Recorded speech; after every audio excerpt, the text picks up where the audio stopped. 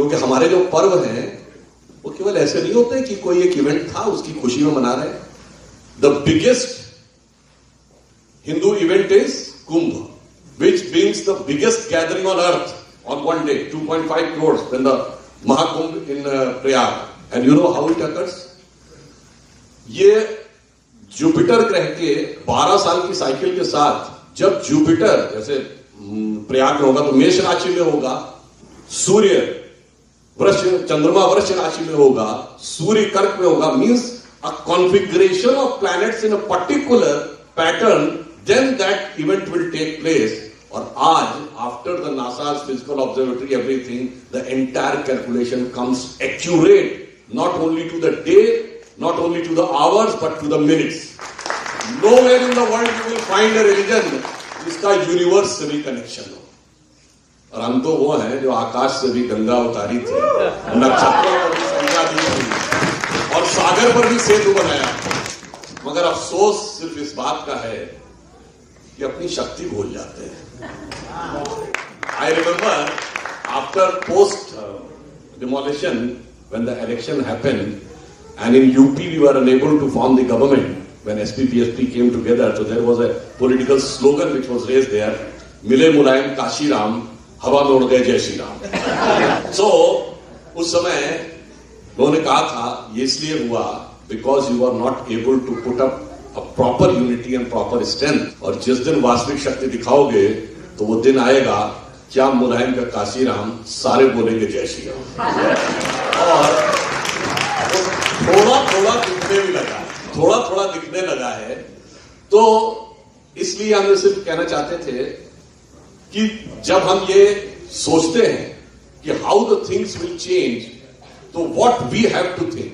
मैं ज्यादा समय न लेते हुए कहूंगा हमें क्या करना. चलिए बहुत अच्छी बात थी, ये हो रहा है, सब कुछ बहुत अच्छा था, हमारे पास नॉलेज बहुत अच्छी थी, हमें क्या करना है. अब मैं सिर्फ इतना कहना चाहूंगा, कुछ कहावतें होती हैं, there are certain proverbs which are very much used, और हमें ध्यान ही नहीं रहता ये प्रोवर्ब क्या था. जैसा अभी बोला गया वसुधैव कुटुंबकम, it is only in Sanskrit. In English if you ask what is the global market, it is not कुटुंबकम.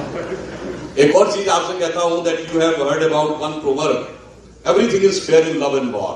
और फिर इसका ट्रांसलेशन क्या होता है, जंग और इश्क में सब कुछ जायज है.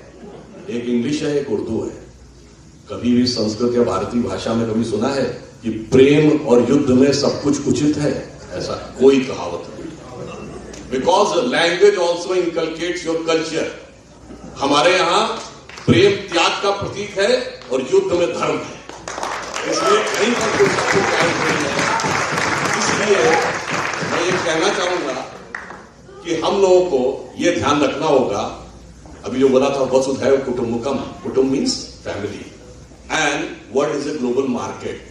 So when you have to deal with market, use English, and deal with the family, try to have as far as possible at least some pinch of Sanskrit. And यह भी ध्यान रखिए कि we are the only, if anybody considered a religion, we are the only religion in the world which is having no concept of conversion. That's why India is the only major country in the world which never went for invasion. And we are the only surviving civilization of the ancient world.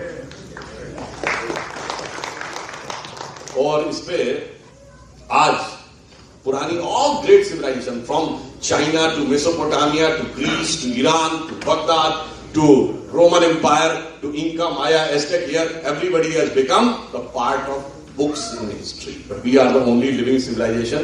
जिसके लिए अटल जी की कविता की एक पंक्ति थी कि दुनिया का इतिहास पूछता ग्रीक कहां, यूनान कहां है. घर घर में शुभ अग्नि जगाता वह उन्नत ईरान कहां है. दीप बुझे पश्चिमी जगत के, छाया जब बर्बर अंधियारा, तभी चीर कर तम की छाती चमका Hindustan. Lastly, I would like to say that whatever the process going on under the leadership of Prime Minister Shri Narendra Modi, a new era is now emerging. और वो era के लिए जरूरत क्या थी? लास्ट में फिर आता हूं हनुमान चालीसा पर ही. क्या कहा गया? सब पर राम तपस्वी राजा, ये कार सकल तुम साजा। वो कौन राजा ले जाएगा? जो तपस्वी हो। इस समय तो राजा तपस्वी है ना। Finally, rise of India should not be a threat to anybody in the entire world, because we do not want to become the superpower or the most powerful nation in the world. We want to become Jagat Guru. What is the difference between a powerful man and a guru? You are standing by the side of a powerful man, you feel a little bit hesitant and sometimes a little bit awful. But when you are standing by the side of guru, you feel exalted, elevated and enlightened. So, we want to motivate the world, not to dominate the world.